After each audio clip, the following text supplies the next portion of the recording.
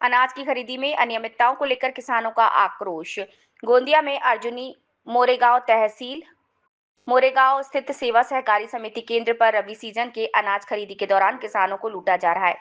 किसान संघ की ओर से आज उप विभागीय अधिकारी वरुण शाहरे को एक ज्ञापन सौंपा। किसानों ने आरोप लगाया कि विभिन्न कार्यकारी सेवाएं सहकारी समितियां रजिस्टर संख्या 542 के अंतर्गत आती हैं। आज अनाज खरीद केंद्र पर वाउचर मशीन में तकनीकी खराबी है, जिसका फायदा उठाकर किसानों ने आज नमी गलत दर्शाई जा रही है।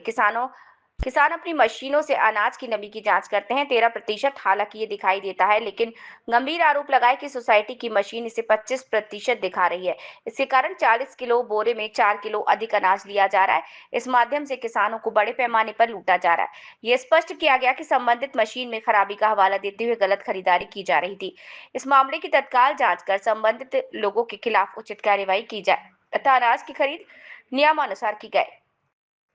स्पष्ट किया गया कि इस मामले की तुरंत जांच कर संबंधितों के खिलाफ उचित कार्यवाही की जाए तथा धान्य की खरीद नियमानुसार की जाए, ऐसी मांग किसानों ने की।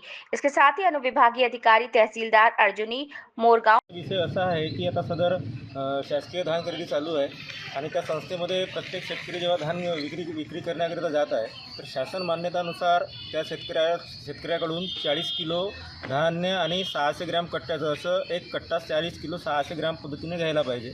परंतु इतर संस्थेकडे आपण जेव्हा धान विक्रीसाठी जात असता तिथं असं आढळून आले की बा एक कट्टा 43 किलो 44 किलो या पद्धतीने ते म्हणजे खरेदी करून राहिले। यामध्ये शेतकऱ्यांचं खूप प्रमाणामध्ये नुकसान होत आहे, म्हणजे अतिरिक्त धान्य जात आहे। म्हणून आम्ही नाही निवेदन देत आहे।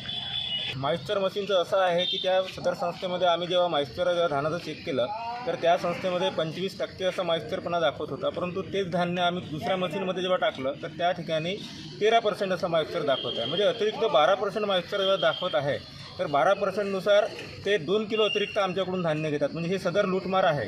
असं त्या सदर संस्थेवर पूर्णपणे DMO ऑफिसपासून तर आपल्या तहसील कार्यालयाच्या अधिकाऱ्यांपासून सगळ्या लोकांनी त्यांच्यावर योग्यरित्या ते कारवाई करून ही संस्था बंद करायला पाहिजे।